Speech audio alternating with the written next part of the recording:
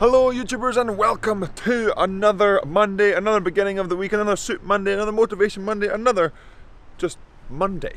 But today we've got a bit of pair rowing to do, getting in the pair with Rich on the water behind me for one of the first times since a long time, since trials maybe, after trials, and then we went into the 8s for Henley, so quite a while, few months, so we'll see how we get on. But I'm going to talk over the footage, make it a little bit different today, and then that probably will be the whole video.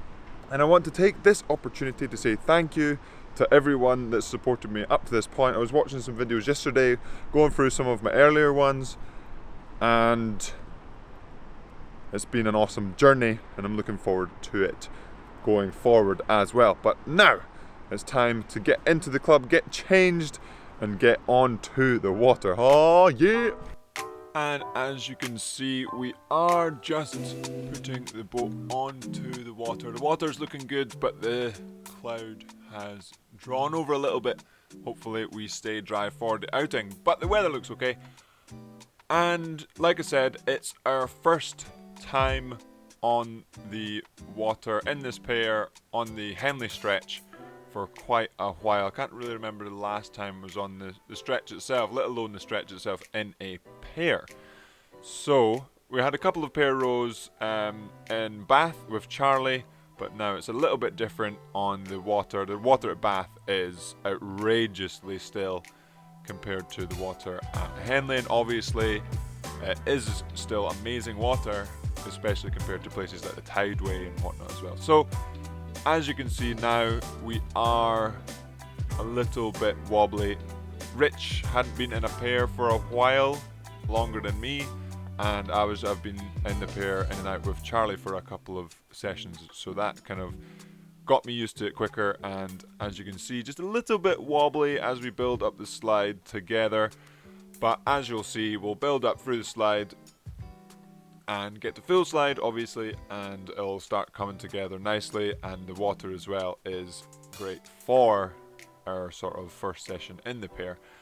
But I'll be quiet for a little bit and let you guys watch some of the flat water rowing, and then we'll get into sort of what I think about the pair rowing, what I think I should be doing better, what I'm trying to do, and see if it sort of resonates with any of your thoughts as well.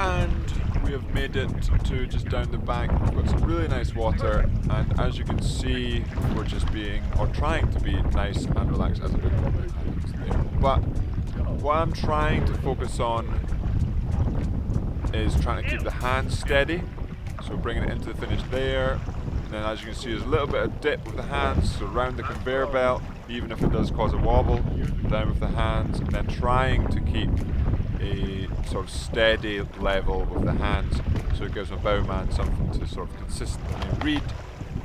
And then once I get that consistent level, it means it makes it a little bit easier for me to square at the catch, or just before the catch even, gives me room to do that, and then press with the legs. It isn't quite there, but it is, when it's balanced and I'm comfortable, it's getting there. So as you can see, it's sort of, or the boat is balanced itself. There's a bit more room to square and push the legs. As you can see, a couple of 8s fly by from Thames, and those boats themselves are full of sort of the old boys, and it's awesome to see those guys out there sort of knocking 8 bells out each other.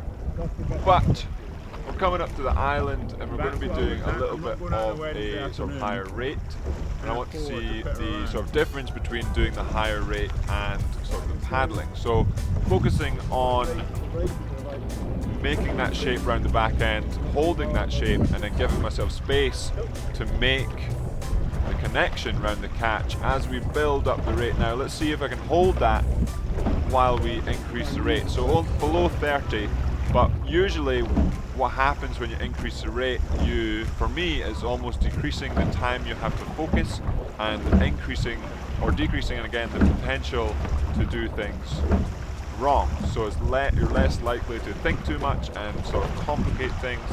So as you can see, we're looking a little bit flatter. Shoulders are reasonably relaxed.